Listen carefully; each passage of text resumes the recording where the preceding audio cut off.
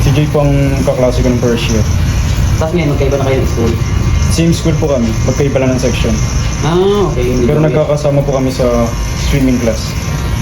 Ay, ano nyo yun? Yun yung pinagkakabalan niya rin. Kumbaga, parang Pagiging ko po, niya. nasa swimming class kami lang. Hindi mo naman nakikita nagbabantay si Juan. Nakikita ko po. Bakit na ano siya dyan na natundo rin siya dyan?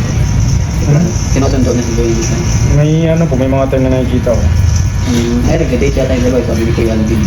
Dito na sa SM ng dalawa na yun. Organic love yun. Lagi man. Lagi ano. Pero, okay man yun para sa kanila man din. Saka ano, saka quality time yun eh. Itong swimming pool dito rin sa inyo. Sa Bagaspas po. Ito po po. Kaya pala sinusundo ni Franz kasi doon sa ano, sa Bagaspas medyo malayo-layo. Hindi naman yata nagmamotor yun. Nagmamotor ba? Motor po sila. Yan po lang motor na Hindi yun. ba yan? Nagmamotor ba? Yun, shoutout sa kay Kuya Barbero TV. Please support po. And also kay JC the Barber. Yan. Doon lang yun ano sa YouTube po. Basta na ano mo na yung AdSense, Patrick. Oo. Na-open ko na yun. Kumusta? Ang ano mo, high school? Pagod. Saan school mo? Pagod. Nagtagpo din tayo ah. Kaya nga Ano po. gusto mong gupit? Yung ano lang din po. Parang naka-Korean lang. Paid baga. Parang Ay, papapaid mo? Oo, paid po ang bagay sa akin. Ay, papatirog na yung Oh, lower. Low lang. Lower paid. Tapos yung top mo, hindi mo masyado gagawin. Hindi po, hindi. Ito okay, ito maganda kasi yung forma. Kahit dito ka lang sa Oo nga po eh. Ito yung maganda kasi rin yung naka-forma na siya. Kamusta man ang buhay bilang isang nag-aaral? Pagod po. Ha? Pagod. May mga time na gusto ko nang magpahinga. Gusto ko nang magpigil. Bakit? Kaso naiiyak ako sa nagpaparang ng tutulog. Hindi sayang naman. Tuloy mo. Kaya nga po eh. Kasi ilang taon na lang ba? Yung ano? Ngayon pong March tapos na po kami ng second year. Third year na ako ngayong June. Third year na ako ngayong June. Tsaga-tsaga ka lang. Kaya Para nga- hindi ka rin maboring minsan ba? Baka gusto mo para part-time din, di ba? Yung iba nagpa-part-time, di ba? Oo, pa nagpa-part-time pa ako lagi. Sa mga event program coordinator. Kaya ko yung Alvin. Na, hindi, po. Tapos minsan na turo ako ng ano sa pageant. Yun yung ginagawa. Tama yun. At sumuko, ngayon lang yan. Pasasaan pa makakagraduate ka rin. Pag sumuko ka, talo ka dyan. Ano, first take lang Di din. ba? Tsaka ngayon lang yan. Pag nakagraduate ka naman yan, tapos nakahanap ka ng trabaho. Malaki pati ang opportunity. Ano ba ang course mo? Nursing po. Nursing, di ba? Halos napaka-in-demand dyan sa ibang bansa. Kahit ma-experience ka lang dito sa sa probinsya ng mga 2 taon. Pwede Kaya ka nga. mag-apply ng abroad. Times 5 pa ang sahod mo, di ba? Kaya huwag kang dito, sayang ng profession mo. Baka nga po ng kita na. Ba't minsan ba nakaka-stress talaga? Lagi po, hindi minsan. Talaga stress. Po. Kasi nag-aaral kami, nag-duty pa. Tapos may mga trabaho ka pa, siyempre kailangan mo supportahan din yung ano mo, yung pag-aaral mo. Opo. Kasi kulang din po yung binibigay. Pang tuition lang po yung minsan sinasagot ng ano eh. Yung sponsor. Hmm. Pero yung baon, yun yung Sa puta. akin po. Sa akin na po yung lahat. Kayo yung Ako baon. di po nadagdag sa tuition ko. Sabagay, tsagsagain mo lang. Ang pinakamaganda doon, meron sa'yo nag-sponsor sa sa pag-aaral. Kasi yung iba baga, talagang wala talagang tumutulong sa Kaya kanila. nga po. Blessing pa rin yun sa'yo.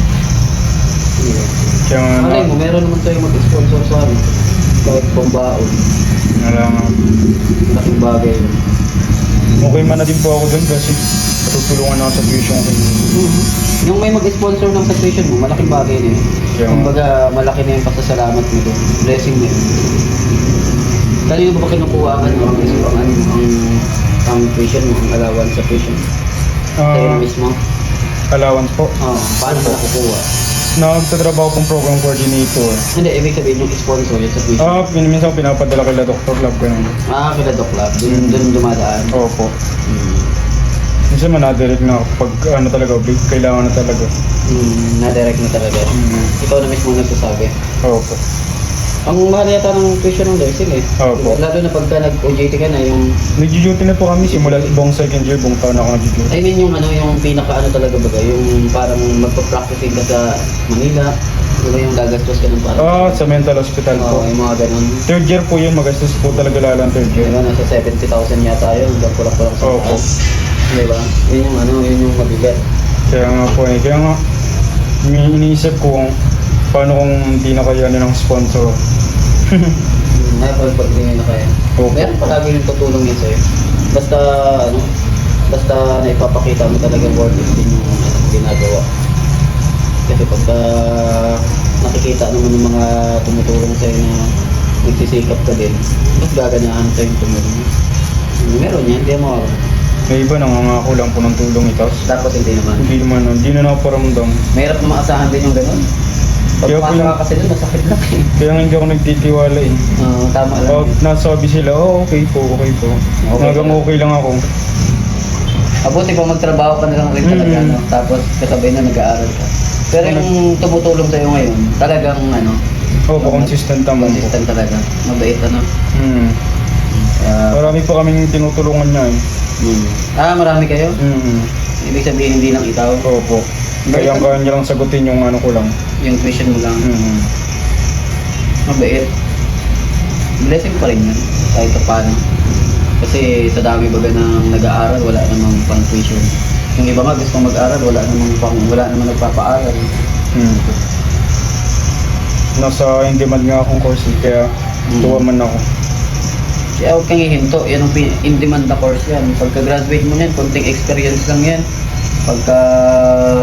Ano ka na, pasa ka sa board exam na nursing, edi experience ka dito sa mga hospital, apply ka abroad.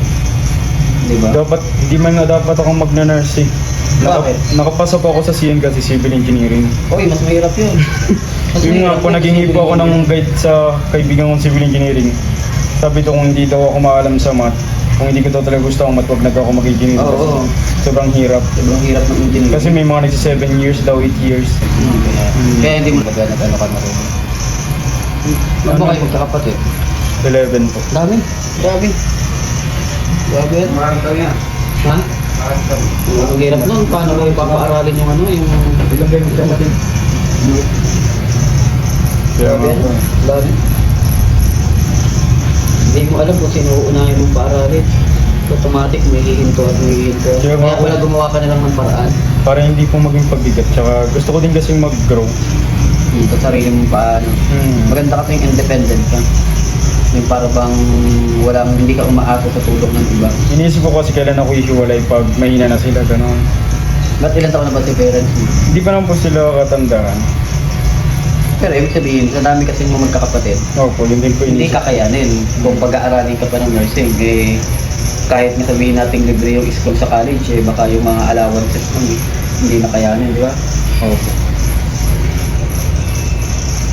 Kaya pinili mo na lang dito. Buti na lang dyan sila, kuya Rob mo. Kaya nga po. Kung hindi man din ako napunta sa Kalinga, baka di na ako nag-aaral ng college. Nakakapunta ka pa ba kay kuya Rob mo? Yun nga po ang problema, hindi. Kaya nahihiya nga ako minsan mapunta. Bakit naiyak ka kay kuya Pakita. Rob mo? At yun nga po, wala naman akong nare-recommend. Wala ka. Paano kung wala ka nare-recommend na tutulungan? Eh, nag-aaral ka kasi maintindihan naman yun ni kuya Rob mo. Kaya- Nag-aaral ka. Siyempre, nag-aaral ka, minsan nagtatrabaho ka. Ipapaliwanag mo lang kay kuya Rob Gusto mo. ko nga sumama kasi yung oras talagang hindi kaya.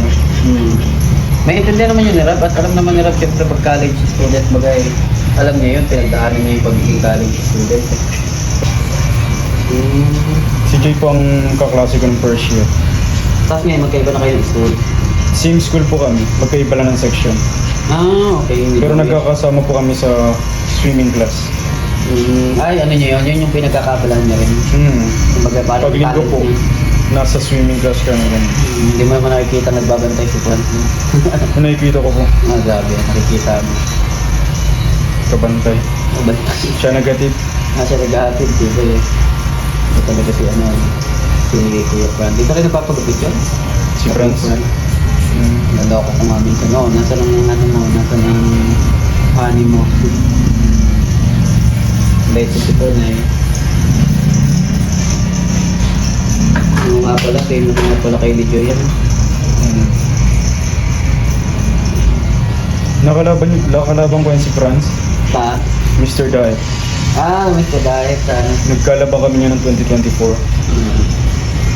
Gapix din si Fran, no? Goping siya. Fran. Kabilang yan sa mga face card na kalaban ko. Grabe ano, tipo yan.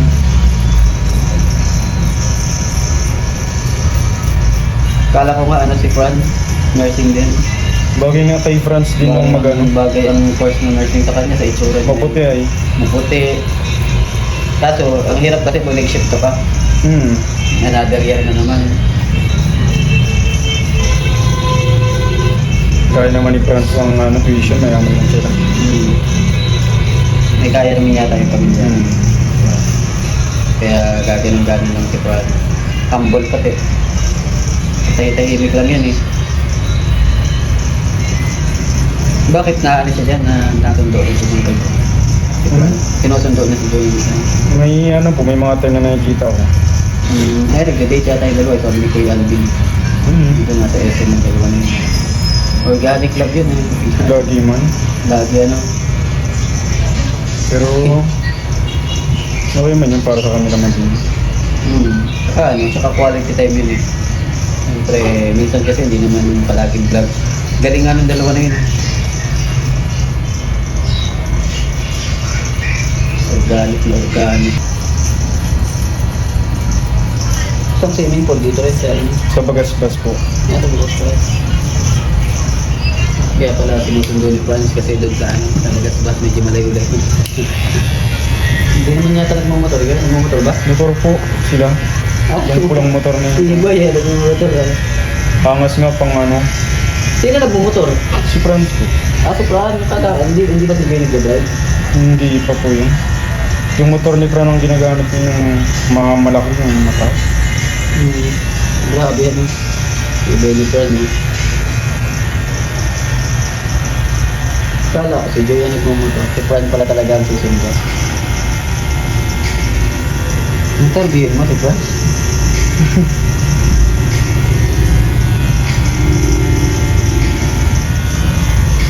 Buti na naisipan mo nang dumaan dito. Oo po. Dito nagkakabihira dito pa ako dito. Aanayin ko nga, lolokohin ko nga.